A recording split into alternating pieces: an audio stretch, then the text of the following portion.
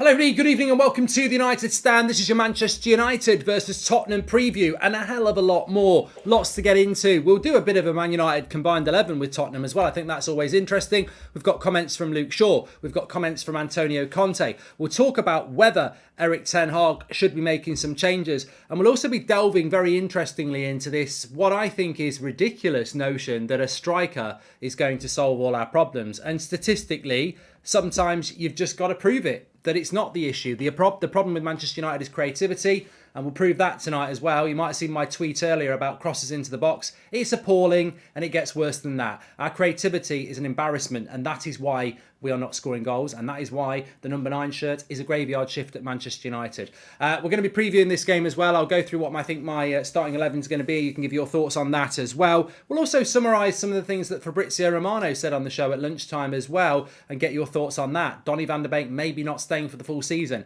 Manchester United are scouting Rafael Leao, but Manchester United are basically saying they don't want to buy in January. Does that make us a brand? Does that make us a football club? We'll talk about that as well. Lots to get into. Looking forward to the show. I think it's going to be a good one because there's some really good topics to discuss. But before we get into that, you can see I'm wearing some of my Boohoo Man Active Clobber, my faithful hoodie here. Fantastic with the nights getting a little bit cooler. But maybe you want to play a bit of five-a-side. Maybe you want to go on a run. Maybe you just want to chill out in a tracksuit like me.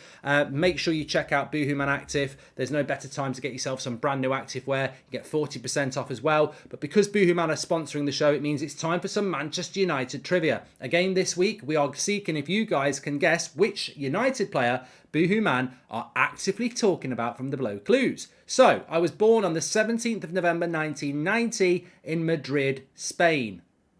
That would make them 31. 32.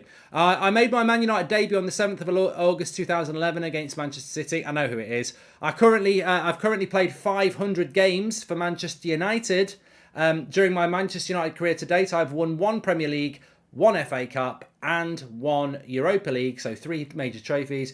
I've been in the PFA Team of the Year 5 times since the 2012-13 season. 5 times he's been in the PFA Team of the Year. I knew he'd won Player of the Year a lot with us, but 5 times the PFA Player of the Year. There you go. You know who it's going to be. Of course it is. It's that man. It's David De Gea. As always, Boohoo Man have given United Stand a discount for this video. By scanning the QR code or clicking the link in the description and using the code GOLDBRIDGE, you can get 40% off at Boohoo Man, excluding certain sale items. Thank you very much to Boohoo Man for supporting the show and being interactive with the stream as ever. And don't forget, you can get 40% off and get yourself something nice like this. Loads of stuff there. Christmas is coming as well if you're thinking about gifts and stuff. Scan that QR code and get involved with Boohoo Man. And thank you very much to them. So look, I want to fly straight into this show. And where do I want to fly into? Because there's so much to discuss. It's not nanny, Nick P. And just want to say I'm shattered and I'm going to sleep. Sweet dreams, Mark says below. Well, you're going to miss a good show, mate. So Manchester United playing Tottenham on Wednesday night. Let's start off with that. And I suppose, I mean, it says it in the title, Ronaldo must start. I'm actually going to be honest and say that if Anthony Martial was fully fit and firing, I probably would start him in this game. But he's not fully fit and he's not firing. And what I really do not want to see, and what I suspect might happen, is he might bench Ronaldo and play Rashford as the number 9 with Sancho and Antony, which I think is an absolute accident waiting to happen, because Marcus Rashford's not a number 9, and he proved that again on Sunday. He's a very good, in form, left attacking forward, but he's not a striker. And against Spurs, who've got jointly got the best defence in the league, I don't think a quick striker against 3 centre-backs is really going to do a hell of a lot. And we've seen in the air he's not that good. So for me, it's got to be fully fit Martial, which we don't have. It's got to be Ronaldo. And it was interesting that what Conte said about Ronaldo and Spurs, he said, I don't want to happen on Wednesday night what happened to us last year at Old Trafford, where we basically we lost the game because of Cristiano Ronaldo, because he got a hat-trick. So I think there's many reasons to pick Ronaldo, but I think the fact that Conte is openly saying that that was the reason they lost last time, and it was, means that why remove something that caused them a problem last year? Gareth Morgan, welcome to the Members Club. So I would start Cristiano Ronaldo in this game. In fact, we'll go straight into what lineup I would do, because I think this is how I would go, and this is how I think Ten Hag probably will go. So De Gea in goal, You know what? He might not go with Varane in this game just because it's 3 games in a week, but hopefully he will do. Obviously, Martinez will play, and I'd be very, very surprised if it's not Luke Shaw as well. You've got to play Casemiro. I don't know whether Eriksen's going to be fit. I really don't know. If Eriksen's fit, Eriksen plays. If Eriksen's not fit, I suspect he will probably go for Scott McTominay. We know for 100% that there's absolutely no way that Bruno Fernandes won't start. And I personally would go with Ronaldo obviously starting, Anthony off the right, and I mean, you could put Sancho off the right, but Rashford off the left. So that's pretty much how I think Manchester United... Oh, hello. That's how I think Manchester United will start. And I think it's the right way to start because... what do we know about Spurs? Spurs away record. I mean, our home record at the moment is not very good. Now, granted, there is a bit of mitigating story here that we've played a game less than most people at home. But in the home league at the moment, so if you just took the Premier League based on home form, Manchester United are currently 13th with 2 wins, a loss and a draw, and 6 goals scored and 4 goals conceded. Spurs away record, they're currently 5th in the league with 2 wins, 2 draws and a loss. Their home record, by the way, Spurs, is 5 wins. No losses, no draws. So you can see why Spurs are high in the league, and we've got to take account of that. They've got the joint best defence in the league. They've conceded 10 goals. I think Man City, Chelsea and... maybe Arsenal are on that now. I don't know. So they are good defensively. They're a counter-attacking team, which we'll compare them to us in a minute on the counter-attack. So I think that we've got to pay some respect to Spurs here, and I think it will be a difficult game. But I think when you're going to play against a team that's going to play, and look, it's been postcarded to us weeks ago. Spurs are not coming to Manchester United to play a high line and attackers. They're coming to play defensive counter-attacking football. When you're at Old Trafford and you are playing a team that's going to counter-attack, you do not play Marcus Rashford through the middle. You've got to play somebody who's physical, and Ronaldo is physical. So for me, whether people like it or not, you've got to start Ronaldo because Martial ain't fit. Fred should be nowhere near the starting lineup. He's been abysmal. Will Eriksen be back? Anthony has to be better. In my opinion, he refuses to use his right foot. And but Marcus Rashford refuses to use his left foot. I said this the other day on Twitter. This obsession about Anthony's inability to use his right foot, is it because he hasn't got a British passport again? Like, why are journalists writing stories about Anthony's lack of use of the right foot? Like Marcus Rashford's a wizard with his left. Again, it's this criticism or, microscope analysis of foreign players when... Ashley Young was the most right-footed. I don't even know if Ashley Young used his left foot to walk. He hardly used it. So I don't get this. All right, Anthony's very one-footed, but that's what we bought. That's what. I mean, I don't get what the criticism of Anthony is about him being one-footed. He played with Erik ten Hag for 2 years. Erik ten Hag bought him. We don't create for our front 9 and should consider playing Casemiro, McTominay and Bruno in a false 9 position. That was an interesting point there from Bradley Cloud. So I think this game's going to be very tight. And in a game, I think, look, whatever Manchester United's best 11 is, and I don't know, whatever Manchester United's best 11 is, I actually think Manchester United's best 11 is based on the opposition. I think if we were playing away from home, and we were playing a team that, like Leeds, who press. If you're playing at Ellen Road, I probably would play Rashford at number 9. If you're playing at the Etihad or at Liverpool, I'd probably play Rashford at number 9 because we're not going to have a lot of the ball and he's quick on the break. But when you're at home against teams like Newcastle and Spurs, who are going to sit in deep and counter-attack, you've got to have somebody in the number 9 position who can hold the ball up and win the ball in the air.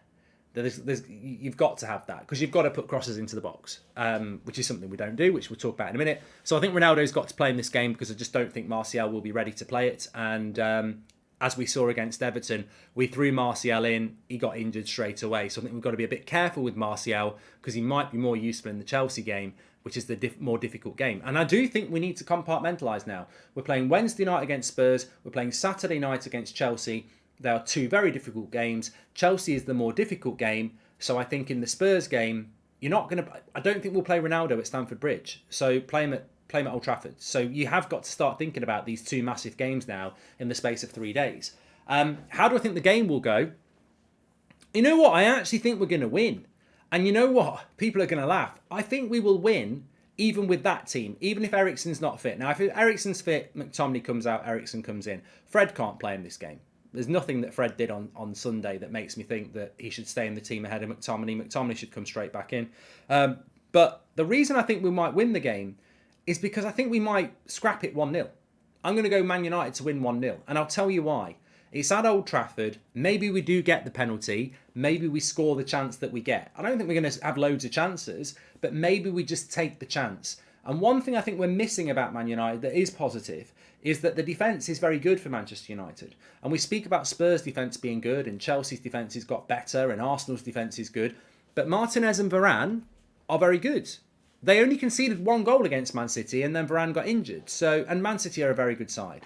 And Casemiro has made a big difference to that defence as well. So I know people are worried about us against Chelsea and Spurs, but don't forget, and it might be famous last words here because we're playing better teams, but don't forget, we're not playing Maguire and Lindelof with McFred. We are playing Varane and Martinez with Casemiro. And those 3 players do make us defensively strong. We didn't concede against Newcastle. You know, it was disappointing, but we didn't concede. So I do think the advantage we've got, and we'll talk about some of the disadvantages in a minute, but we have got a defence to build upon. And Spurs are a counter-attacking team, so I don't think they're going to have loads of chances either. So I think we can get a clean sheet against Spurs, and then hopefully we'll get the goal. I mean, it could be another 0-0, but I'm going to go with Man United to win it 1-0. I mean, look, what was the game a couple of years ago when they smashed us? Was it, I can't remember the score. Was it 6 something? I can't remember. You know, they all merge into one. You know, the one where Maguire tackled Luke Shaw and they scored, but and Martial got sent off. But I can see us winning 1-0. It could go the other way. I think our main concern is Kane, Son and Richarlison on the break. We need our back 4 on their toes, watching their every move, says Jack. I think Richarlison's out. Conte said that Richarlison is out, and I don't know whether Kulusevski is back. So again, and I think this is an important thing to suggest as well, let's not forget that yesterday, Newcastle in the first half were very good, and in the second half they tried to counter-attack us without their 2 best counter-attacking players. St. Maximum and Isaac were both injured.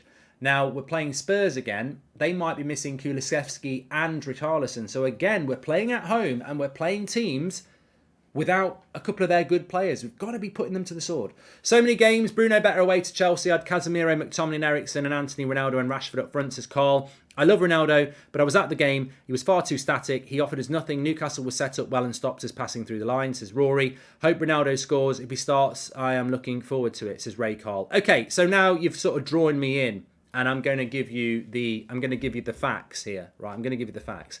I've seen a lot of things over the last 24 hours from people I respect, from people I don't respect, from people I think talk sense, from people who I think talk out their arse.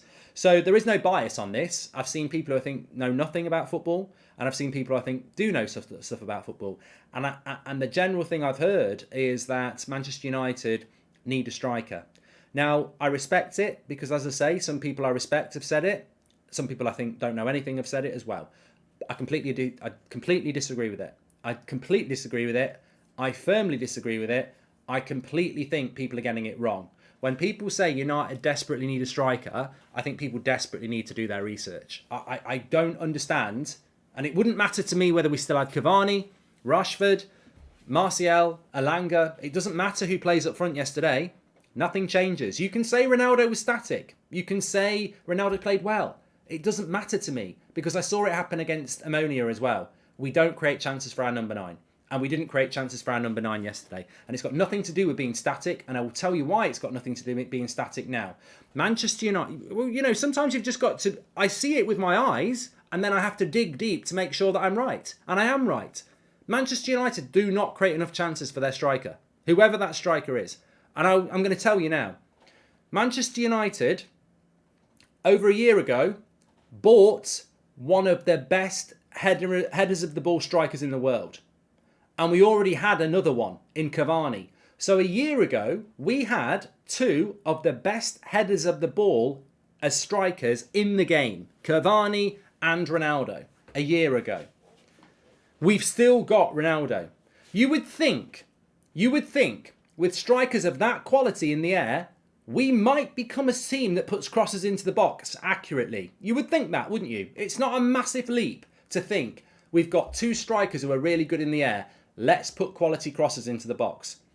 This is what Manchester City have done this year. Manchester City this season are putting in, get your pen and paper ready for this because you're going to be very, very surprised.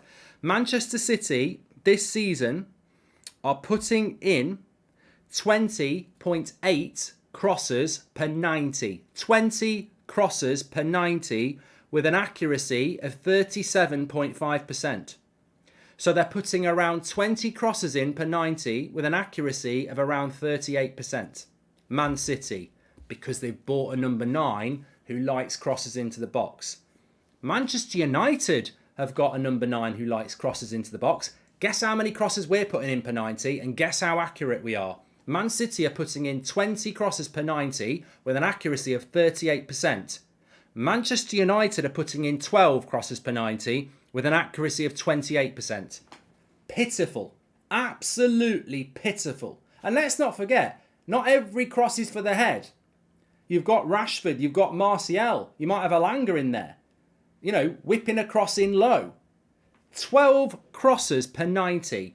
Man City are 20 crosses per 90. And our accuracy is 28% and theirs is 37.5%. Absolutely abysmal. But look, remember that. Man City, 20 crosses per 90, 38% accuracy. Manchester United, 12 crosses per 90, 28% accuracy. We're only talking Premier League here. We're not talking Europa League, Champions League bollocks. We're talking Premier League. But Newcastle, what are they doing? 18.2 crosses per 90 for Newcastle with an accuracy of 35%. So Newcastle are putting in 6 crosses more than us per 90 with a 10% better accuracy. Newcastle. Arsenal are putting in 14 crosses per 90 with an accuracy of 34%. And they've got Gabriel Jesus playing up front. Arsenal aren't even a team you think of putting crosses into the box. They're doing it more than us and more accurately than us. I don't care what you think about the number 9, whether it's Anthony Martial, Marcus Rashford or Cristiano Ronaldo. Manchester United's crossing accuracy is abysmal and the amount of times we do it is shocking. Absolutely shocking. And people wonder why we're struggling against a team that plays a low block. We're trying to pass through it with players who can't pass through it. And we're not able to mix it up and put crosses into the box either. Now, the interesting thing here is, and anybody with a brain would be saying, that's very interesting, Mark. What was it like under Ole Gunnar Solskjaer last year? Because we haven't had Cavani this year. Did we put more crosses into the box when we had Cavani? Well, no, is the honest answer. This is not a Ten Hag thing. This is a legacy thing. Because last season, we were putting in 14.5 crosses per 90, with an accuracy of 31.4%. This year, it's 12.3, 28%. So we're worse this year at it. Last year, we had Cavani as well, who's good in the air. We were barely putting in the same amount of crosses that Arsenal are now with Jesus up front. So somewhere along the line, Manchester United have gone from a team that I grew up with and people before me grew up with. I didn't watch United in the 70s. I wasn't born. I didn't watch them in the 60s. I wasn't born. But United have always had wingers who can put a cross into the box. George Best, people like Steve Coppell. We've always put crosses into the box. We don't do it anymore. We are one of the worst teams in the league at putting crosses into the box for volume and accuracy. That surprises me. It really does. And you know what? Man City have taken a lot from us. They've taken Premier League trophies. They've taken credibility. They signed players better than us now. I mean, Sir Alex Ferguson called Man City the noisy neighbours. If I could sit and have a chat with Sir Alex about that, I'd say, did you ever think that the noisy neighbours would take the players we want, the trophies that we want, but more importantly, Sir Alex, did you ever think we'd see a situation where Man City are putting nearly double the amount of crosses into the box than we are with much better accuracy? That's our DNA. That's our DNA. So, you know, and I'm not blaming Ten Hag for this. I'm not blaming Ten Hag for this. I'm blaming the players. I think they're just not capable of doing it. Can we just appreciate that Ronaldo getting number 20 in the Ballon d'Or at 37 is in the worst Man United side in history, says Mateus. And we're putting less crosses because both Anthony and Rashford are playing inverted and are bad with their weaker foot, agrees, says Amit. I wish it was that simple, Amit. I mean, the low is right-footed and Luke Shaw is left-footed. Why are they not putting crosses in? Bruno can put a cross in. Ericsson can put a cross in. It's baffling. It's baffling to me. But I just think it's important to cover that because it stunned me. It absolutely stunned me that Newcastle and Man United, Man City are way ahead of us on accuracy and volume of crosses. Man City are putting 20 crosses in per 90 and we're putting in 12. What's that all about? GG says crosses is your excuses for Ronaldo now, the bias. No, it's not, mate. It's not. I'm gonna spin you around and round and you're gonna get so dizzy with the fact that we don't create chances for our striker because I'm gonna come at you again now. How many shots per 90 do Manchester United average and what is the accuracy of it? So Manchester United, shots on target per 90, 12.1 with an accuracy of 34%. Manchester City, 16.8 with an accuracy of 37%. Now, we're having 12 shots per game. Man City are having 17 shots per game. But their accuracy is way more than ours. Arsenal, 15 shots per game to our 12. And even Spurs, a counter-attacking, boring team, self-professed Spurs fans will tell you they're boring. Spurs are averaging more shots than us. 13.2 shots per 90 for Spurs, 12 for us. Accuracy of Spurs, 45%. Manchester United, 34%. Why is our shot accuracy so low? You know why our shot accuracy is so low. Because we're shooting from silly areas a lot of the time. We're shooting from the edge of the box. If you ask me what a typical Man City shot was, what's the average shot for Man City? Probably Haaland in the box. What's an average shot for Arsenal? Saka or Jesus in the box. What's an average shot for Spurs? Probably Kane or Son on the break in the box. What's an average shot for Man United? Probably Bruno or Rashford on the edge of the box over the bar. So the accuracy is bad because the type of shots we're taking are probably not good chances.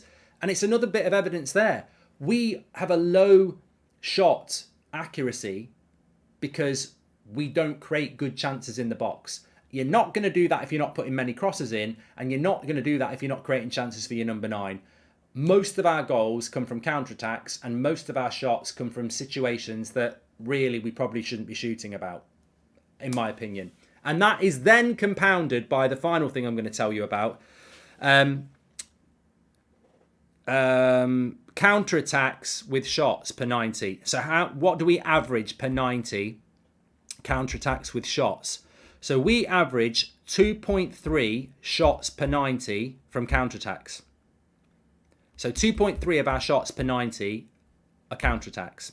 Man City average 2.1 with counter-attacks, which is quite high for Man City. Arsenal average 1.4 shots per counter-attack. So they don't really counter-attack much, Arsenal. They're more of a, possession-building team. Spurs average 3.3 shots per counter-attack. So Spurs are more of a counter-attack team than us, but we're very much a counter-attacking team. When does the yellow card limit reset? Because one more and Delo is suspended, which could prove a massive problem, says Joshua. I think that, I don't know. I think the yellow card thing might be sort of December time, but with the season and the World Cup, it's hard to tell. Sup, Mark, it's my birthday, but still want you out. Pies in, says Zen. I remember you from Twitch, you cheeky little git. So look, it's a long-winded way of doing it, but sometimes I think you need to delve deep. Manchester United, if you don't realise, and I don't know where you've been for 3 years, maybe you've enjoyed your backpacking without any internet. Manchester United for 3 years, and I can't remember under Mourinho, so it might be longer, I might be being generous, but for the last 3 years, certainly the Solskjaer, Rangnick and now Ten Hag era, Manchester United do not create chances in the box for the striker. They don't do it. It's very rare you see clear-cut chances for the striker in the box. And that is because we are not putting anywhere near enough crosses into the box and we are not creating enough shots in the box. We're terrible at it. So when you hear somebody tomorrow, yesterday or now say, we need to go out there and buy a top-class striker, I would say this. You know when you go on holiday and you go on your dream holiday and you're on holiday for 2 weeks in Dubai and then halfway through your holiday, you run out of money. You know what I mean? And then you've got days left without any money.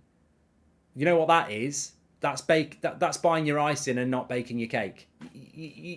Why are you spending all your money? Why are you trying to buy something without, making sure you've got enough money for your holiday? What I'm trying to say is, and that's probably one of the worst analogies I've ever done actually, because I sort of lost my own way, which is always a bad sign. But what I'm trying to say is, if you know you're going on holiday for 2 weeks, why spend all your money in the first week?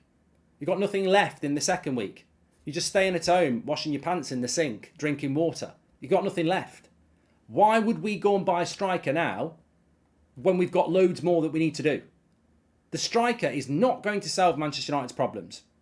It is not going to solve the problems, because if you have been watching Manchester United for the last 3 years and you look at the stats around chance creation and what we're doing, what's the point in buying a striker who's going to be playing in a team that's putting that few crosses into the box? And let's not forget, Man City are putting 20 crosses into the box with an accuracy of 37%. We're putting 12 crosses into the box with an accuracy of 28%. So we're not putting 12 crosses into the box. We're putting 4 crosses into the box, because the accuracy of those 12 crosses is 27%, which means 2 in 3 of them are missing the target. But you want to go and buy a striker to live off scraps. We need to get our creativity better before we start criticising Martial, Rashford, Ronaldo. Cavani's gone, I know, but these strikers have been criticised. Where's the service? And it's not a myth. It's not a myth. We're terrible at providing service into the box. But so-called experts will tell you we desperately need a striker. And I'm baffled by this. I'm baffled by this ingenious plan for Manchester United to buy a striker. We don't create chances. What are they going to do? We buy the striker and he starts skipping past 4 or 5 players and go and buy me prime Messi, let's talk. But unless we're buying a striker who can pick it up on their own from the halfway line, skip past everyone and score, they're not scoring.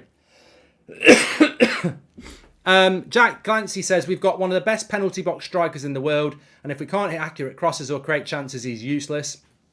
You know who I blame, Jack? I don't blame Ten Hag. Because I think he's had such a short period of time to do anything about it. I don't blame Ten Hag. I go back to the coaches. I don't even know if I blame Solskjaer. A lot of people would say, well, you should blame Solskjaer. But Solskjaer didn't coach the team. I blame the attacking coaches. I blame the set-piece coaches. I blame the coaching of Manchester United. And you know why I blame it? Because for a whole year,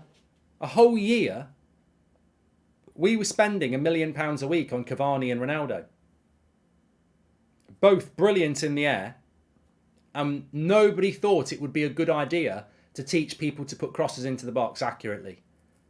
I mean, there's many reasons to question what Ronaldo's role at Man United is now. But you don't recruit a bus driver and buy a goat. That's probably one of the best analogies I've ever had, because I actually was thinking a proper bus driver and a proper goat. Thinking about a bus driver on a goat. He can't drive a goat. But I've just fell on something ingenious, because a lot of people thought Solskjaer was a bus driver and Ronaldo is a goat. I've just stumbled on one of my best analogies. But no, I actually meant you don't buy a bus driver to drive a bus and then buy a goat, because a bus driver can't ride a goat. And that's basically what we did a year ago. We already had... I mean, remember Cavani against Southampton away? We're 2-0 down at half-time. We won 3-2. Cavani showed exactly what he's all about. Movement in the box from Cavani. I mean, I know he's injury-prone, but Cavani's movement in the box was elite. Elite. So we already had Cavani, brilliant in the air. Brilliant movement in the box. We already had a brilliant penalty box striker, didn't we, in Cavani? We then bought another one in Ronaldo, and then we taught nobody to put crosses into the box or create chances in the box. I don't think that's on Ten Hag. I don't think it's on Ten Hag. I think it's I think it's an inherited problem. Sir Alex Ferguson didn't play with inverted wingers. Our inverted wingers will cut and shoot or play a through ball, then cross, not playing to Ronaldo's strengths, says Luke 82. PJ, welcome to the Members Club. We've had a rubbish midfield for years, but people expect our strikers to take the ball from the defence and run the length of the pitch and score, says Edward. Mate, Edward, I've watched Man United with all of you for the last few years. I've seen Cavani frustrated, I've seen Martial frustrated, I've seen Rashford frustrated, and I've seen Ronaldo frustrated. But some people seem to want to make it Ronaldo's the problem, Ronaldo's frustrated. If we had a better striker, we'd score more goals. I'm telling you now, the stats are there, but I'm telling you now, put Erling Haaland in a United shirt, he's not scoring anything. He's just not scoring goals. Not going to score goals. You can't score goals if you don't get service. It amazes me that so-called experts would want us to go and buy a striker right now. It really does, and I hate to say it, it really does expose football knowledge when you think Man United's problems could be solved by a new striker. And I hate to say that because it comes across as arrogant, and it's not arrogant, it's a fact. How can a striker solve the problem when there's no service? A striker doesn't provide their own service. They need it. Now, people will say, it's having the right type of striker. But we've got 3 different strikers. We've had Cavani, we've had Rashford, and we've had Ronaldo. And they're all very different strikers. And yet we couldn't provide service consistently for any of them. The only player that seems to work okay, and fuck off, like seriously, do not tell me Anthony Martial. Do not tell me Martial. But the only player that seems to work okay in that position is Bruno, who's a false 9. Because he's all over the place. You cannot tell me that Anthony Martial works because Anthony Martial played well in pre-season and has played about 60 minutes and scored 3 goals. But 2 of them against Man City, 1 was a penalty, 1 was on the break. We haven't seen enough of Martial to see if he works, but it's still, I think, I've seen Martial play for United and struggle. So, is this the most boring football we've ever played, says Robert McCormack, and I don't understand why our fullbacks never overlap, says Ben. To answer both those questions, Manchester United, I'm not going to put the blame on the inverted wingers. Rashford's never been a creative winger, so if you think that's a problem, drop Rashford and play Sancho. But if you have Sancho and Antony as inverted wingers, that's not going to stop crosses into the box. That should actually help you get more crosses into the box. Because if you look at it down the right-hand side, on that graphic there, imagine Delot bombing forward and Antony cutting onto his left foot. If they close the avenue for Antony to whip across on his left foot, then you slip the ball to Delot, who whips it in with his right. You can cross with your left, you can cross with your right. The whole point, the reason people like inverted wingers is that if they get in a chance to shoot, Antony or Rashford, they can open up the goal more with their right foot from the left-hand side or with their left foot from the right-hand side. But they can also cut back and cross, and they can also use their wingers. There is no excuse why United don't put crosses into the box other than pure incompetence. And as I say, I don't put this onto Ten Hag because I've seen Ten Hag play with Ajax with 70% possession, and they do put crosses into the box. So it's not that Ten Hag doesn't want to put crosses into the box. I think we've just got players that have lost their way in being able to do it. So look, for me, people are getting at. I'm not irritated by it. I am irritated by it. I like to have an opinion, and then I like to listen to other opinions, and I like to research it, and I'll stay with my opinion or I'll change it. What I don't like is when I see widespread wrong opinion, and absolutely not is a striker going to solve United's problems. I agree that there are better strikers out there that we can buy that are better than what we've got, and I agree that we need to buy a striker because we haven't got a lot of depth. Yes, I agree with that. We do need to buy a striker. But people are talking like a striker would have solved our problems yesterday. And they wouldn't. How did they solve the problem yesterday? There was one chance for the number 9. And it fell to Marcus Rashford. And he missed it. One chance in 90 minutes at Old Trafford. Yeah, Rashford should have scored. I think Ronaldo would have scored it. Maybe Martial would have scored it. Cavani probably would have scored it. But one chance in 90 minutes. What happens in the next game when it's one chance and he misses it? You need to change. If you want to buy a striker, you better create chances for them. And For me, if I had money at United now, I'd be spending it on the midfield. Because we don't... or I'd be just saying, look, Ten Hag needs time to get this team. Because I absolutely believe that Ten Hag can get that. If you go back to what we're talking about there, and we forget Newcastle, we forget Man City for a minute. Let's look at Newcastle. Newcastle are averaging 18.2 crosses per 90 with 35% accuracy. That's Newcastle. That's Eddie Howe's Newcastle are putting in 18.2 crosses with an accuracy of 35%. 18.2 with a 35% accuracy for Newcastle, yeah? St Maximin's been injured for most of the season. Man United are averaging 12.3 with an accuracy of 28%. You're telling me that Ten Hag can't get Man United to put 6 more crosses in per game with a better accuracy? He can. He can. He definitely can. So we can improve. And if we start improving the accuracy of our crosses and the frequency, we'll create more chances for the number 9. And that, for me, is the way forward. We've got to learn to play better as a team before we start saying we need this, that, and the other. That's my opinion, anyway. I'm going to do my combined 11 now.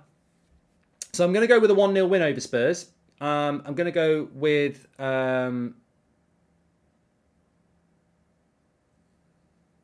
Alex makes a good point. How can people say, well, Haaland scores against teams like that? Look at his teams, you prat. He's got Kevin De Bruyne playing him through balls. That's quite the difference from McTominay and Bruno. Alec, it's even simpler than that. Haaland is getting 8 more crosses per 90 with a better accuracy.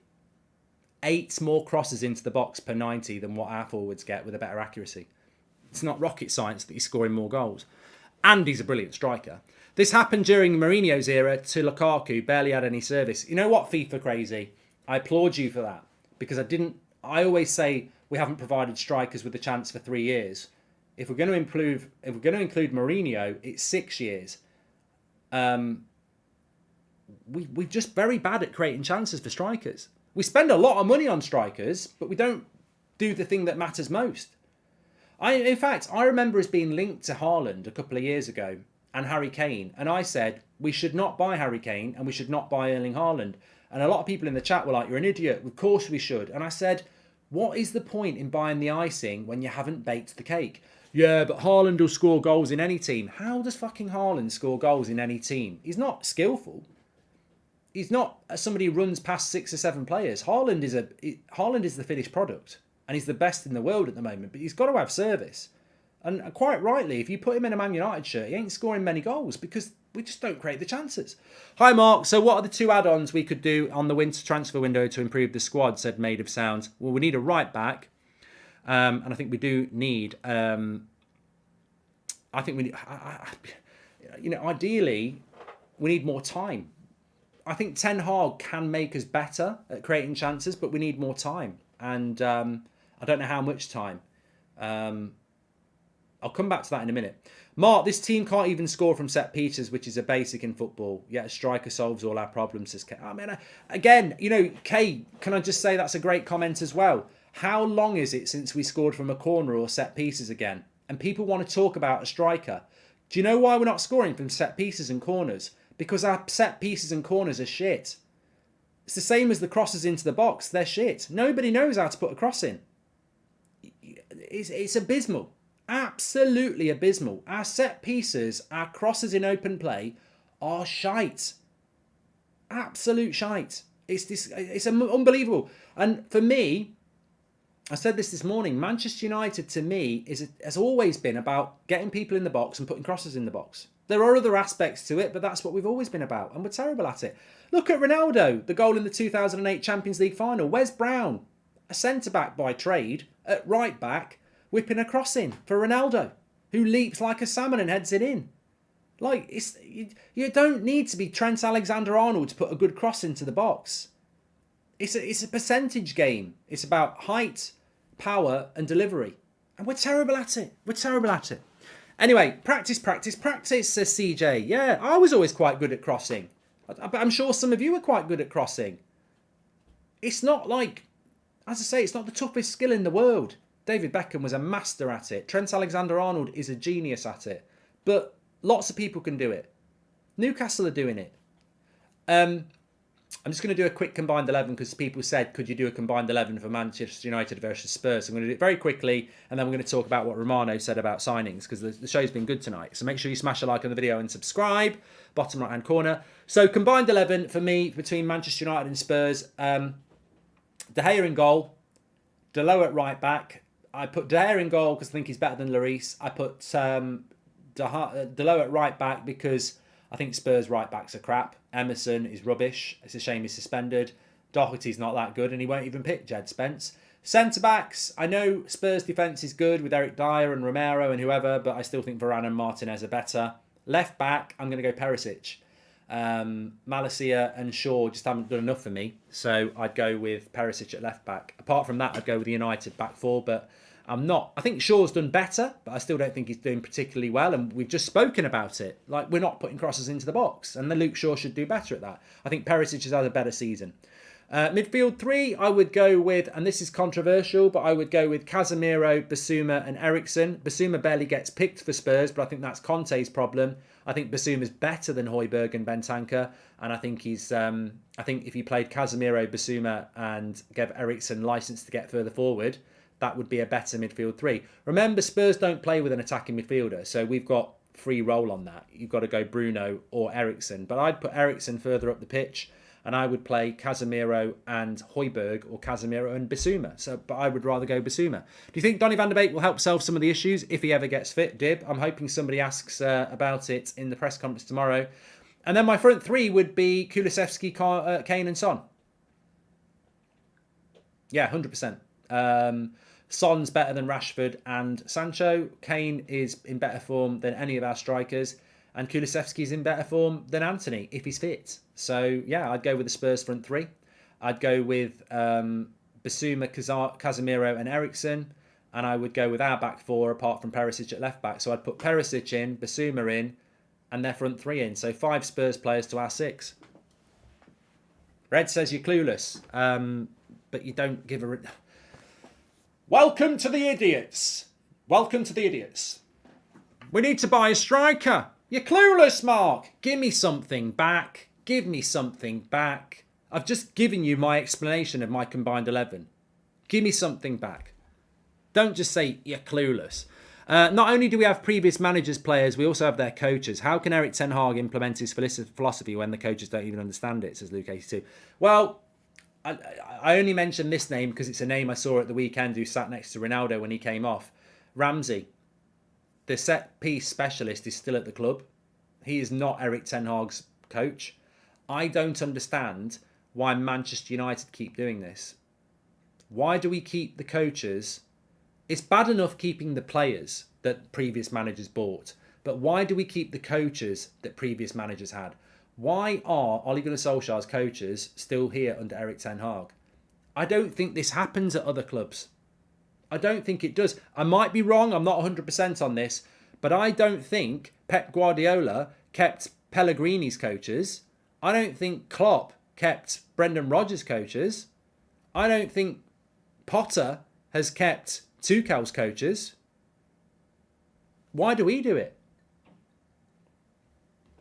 Why do we do it? Surely you let the... Surely you're making the manager's job harder by saying, here we go. Not only are you inheriting a load of players that have failed from other managers, we're also going to give you their coaches as well. I wouldn't be surprised if there's still a guy putting the cones out who was here with David Moyes. Hello, Eric. I'm Scooby-Doo. I've been here since David Moyes' days. I thought he'd take me to West Ham, but I'm shit. So I'm still at Manchester United at Carrington. I keep getting away with it. I've been working with Van Gaal. I've been working with Mourinho. I worked with Ollie. And I worked with Ranić. And now I'm going to work with you, Eric. I'm here. David Moyes' boy. Yeah. I put the cones out. Yeah. Aye. Scooby-Doo. I'll see you later. I wouldn't be surprised. I think we're such a weird club. We are such a weird club. And I think it just comes down to money. I think it always comes down to money. You can have the job, Eric, but we're not sacking all the coaches because it'll cost too much money. So you can guess what? Tell you what. You need 20 coaches. We'll let you bring in 10. Only at Man United. Only at Man United. It's a great point, though, and it's a nice point, isn't it? Because we don't know the names of these coaches, so we're not picking on them. But I'll guarantee you now, I bet Potter has not got many Tuchel coaches there.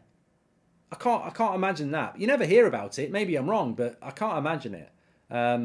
Imagine that. A new manager comes in. I've got to inherit Van Gaal signings, Mourinho signings, Ollie signings, and I've also got to inherit their bloody coaches as well. Ooh, no wonder it takes us so long.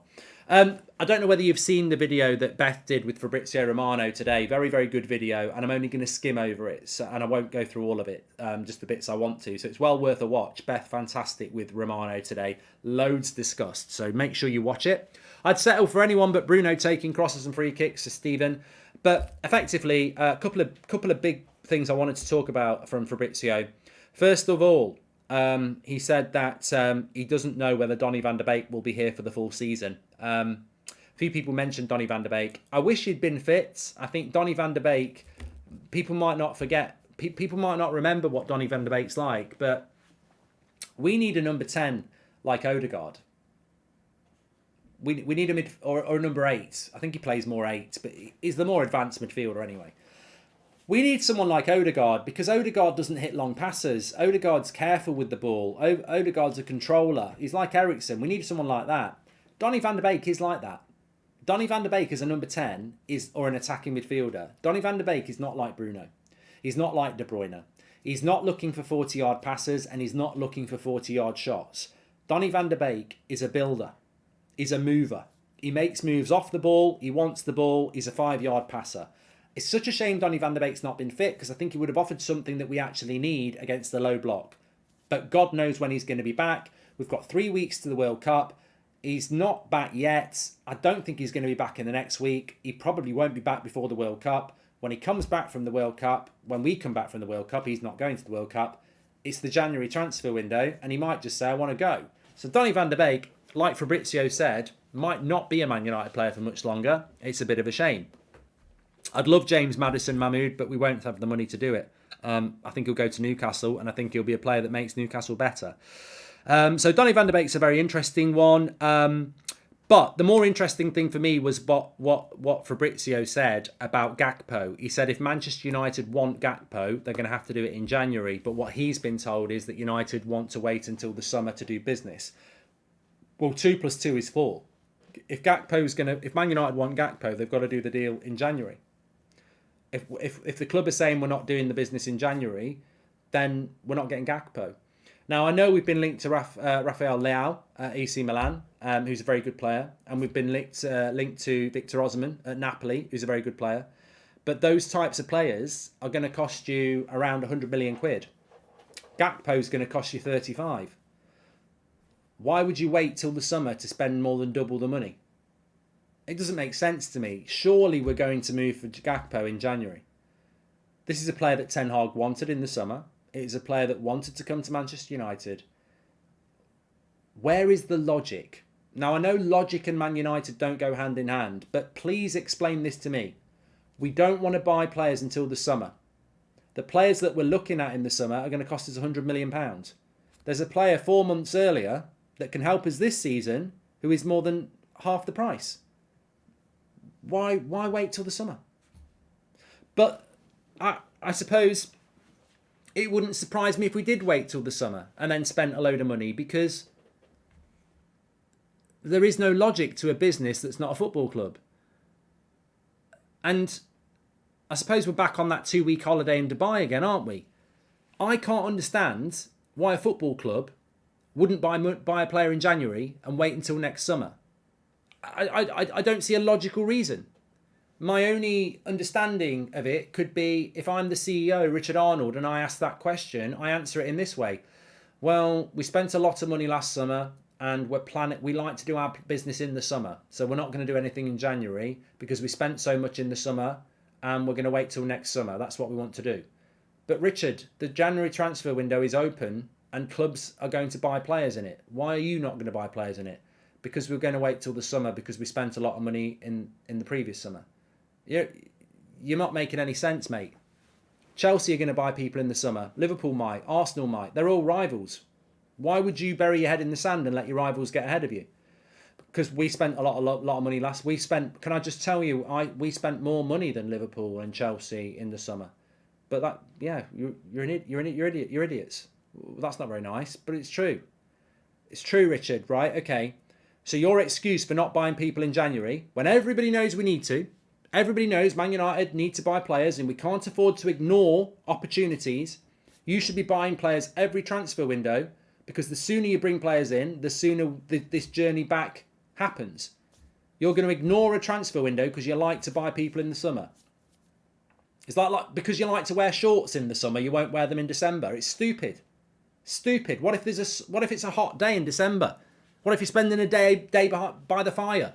You're not going to put your shorts on because you like to wear them in the summer. It's idiotic. It's an idiotic footballing strategy to say we're not buying in January, even though we need to, because we like to buy in the summer.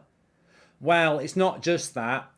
We actually spent a lot of money in the summer, so we're not spending in January because of that. Oh, okay. Now we're hitting the point. So you don't want to spend money in January because you spent so much in the summer. Okay. Right, I'm going to sit you down now, get in your comfy chair in your shorts, Richard. Right. So we can't spend money in January because you spent too much in the summer. Is that what you're saying? Well, not because we spent a lot. Yeah, you did. We're back in Dubai, Richard. You've gone on a 2-week holiday to Dubai. And you know you're going for 2 weeks, don't you? And we know that there's 2 transfer windows in a season. And what you've done is, greedy you've gone and spent shitloads of money in the first week of your holiday. You've got nothing left for the second week, have you? That's what you've done. That's why you don't want to spend in January, because you've shot your load in the first week. What you should have done is not overpay in your first week, get excited, so you've got nothing left in your second week. And that's what United have done. That can be the only reason we don't want to spend in January, because we've spent too much bloody money in the summer, because we overpaid for Anthony for 30 million, we overpaid for Martinez for 15 million, and we overpaid for Casemiro for 10. So there's 50 million quid there we could have had in January that they've spent in the bloody summer because they're shit at their job, basically. There's just no logic to saying we're not buying in January. Watch what Chelsea do in January. Watch what some of our rivals do in January. And United are there going, yeah, we're not a club that likes to buy in January. Why? Why are you not a club that wants to buy in January? We've just had the worst Premier League season we've ever had. We're not in a position where we can ignore a transfer window. We've got to take the advantage. It's a transfer window. You've got to buy players if players become available that will make us better. And we need players. We need a right back. We need another midfielder. We need a striker. You can't just go, we don't want to buy in January. Football club, brand. Football club buys in January. Brand, worried about dividends, waits till the summer. We know what we are. Man United are doing no business in January. Dividends for leeches, says Marcelo. Yeah, we all see it. We all see it for what it is. John Breeze, thank you for being a member for 4 months. And I love the storytelling, says Phil. I've really enjoyed the show tonight. I really enjoyed the show. I think the shows are always better when there are differing opinions on topics that are, important. And I think too many people skirt the issue and think, I can't be bothered to talk about that. But if you actually do care, you want to be opinionated and you want to dig deep. And as I said, I find it absolutely baffling. And the proof will be in the pudding. I believe we will buy a player in January because I cannot believe we are going to still operate as a football club that refuses and ignores a transfer window. You can't do it. There is absolutely no excuse to not buy a player in January. Erik ten Hag needs 3 big transfer windows just to get us looking good. And we're going to ignore his second transfer window. How thick is that? And as for the other issue about buying a striker and a striker solving all our problems, well, I think we've sat that down. It's not about the strikers. It's about the chances. I don't care if Marcus Rashford's our only fit striker and he's missing big chances. If we create lots of chances. We're Manchester United. If Newcastle are putting 18 crosses into the box per 90 and we're putting 12 in, something's going wrong. We're Manchester United. We should be putting that extra 6 crosses into the box, and they should be a lot more accurate. We should be creating more chances for our number 9. Our number 9 shouldn't be playing at Old Trafford for 2 games and not getting a chance, which is what's just happened. That shouldn't happen. We can work on that. And we work on that by bringing better creative players in or by coaching the ones that we've got. That can get better.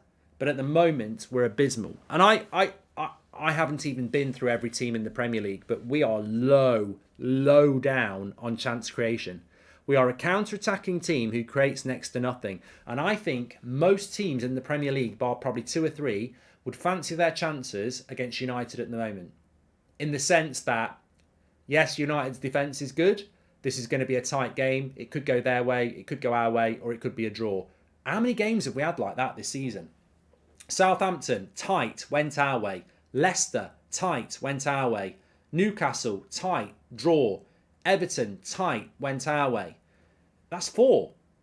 I think Arsenal-Liverpool games are very different and Man City are very different because they're top 6 games. But I'm talking about the teams outside the top 6. Brighton beat us. Brentford beat us. I think they're a little bit different. But the teams we've played outside the top 6, they're tight games. And it could go either way or it could be a draw. And the reason it's tight is we've got a good defence, but we've not got a very creative attack. So Everton last week, I thought Everton last week was the best we've played under Ten Hag. We only won 2-1. It's a great point. We only beat Everton 2-1 and we had 70% possession at times. We don't create enough chances. Instead of dwelling on the 0-0 and going, we need a striker, dwell on the 2-1. Dwell on the wins at Leicester and Southampton. We played well in those games, but it's defence that basically got us the win. We don't create enough chances. We're not very creative. Open heart surgery, says Jonathan. I think that we do need to buy another creative midfielder. I do. But I think we need to train our fullbacks, our wingers and our midfielders to learn and teach them how to be creative. And I think Ten Hag is not to blame. This has been going on for 3 years. This is an identity crisis. We are so ingrained in being a counter-attacking team. I said this before, and many better minds than me said this. The damage that's been done to the club over the last 3 years will take a lot longer than 3 months to put right. When you've told a team to defend and counter-attack for 3 years, they're not going to go from that to overnight creating loads of chances. This is not Ten Hag's fault. I want people to take that away. It's not Ten Hag's fault that we're not putting many crosses into the box and we don't create chances for our striker. Because this team is not used to putting crosses into the box. Because when you counter-attack, why would you put a cross in the box? You're sprinting forward against 2 defenders trying to get a shot off. We're not used to putting crosses into the box. We're not used to creating chances in the box. We're a counter-attacking team. And Ten Hag cannot put 3 years of issues behind us in 3 months. It's going to take time. Nathan says, Benzema's the GOAT, the City Club of the Year above Madrid for walking a 1-team league, and Salah 5th is scripted. What are your thoughts? I don't take any notice of awards, mate, Nathan. I'm glad that Benzema won it, but to be honest with you, I think most awards are corrupt. The amount of times there's awards for like what we do. We mostly don't get nominated. They nominate the small channels. They have like influencer of the year and they put people in who I've never bloody heard of. I think awards are, most award shows have sponsors and things behind them. It's all, I don't take any notice. I don't take any notice. I think it's fantastic to win a Ballon d'Or and well done to Benzema, but the subsidiary awards, whatever. Thanks everyone for watching. Take care. Smash a like on the video. Subscribe. We've got the press conference for you tomorrow as well. I'm on the 8 o'clock show as well. Lots to get involved in. I really enjoyed the show tonight. I love it when it's a little bit, edgy. And I think it was. Thanks for watching. Take care.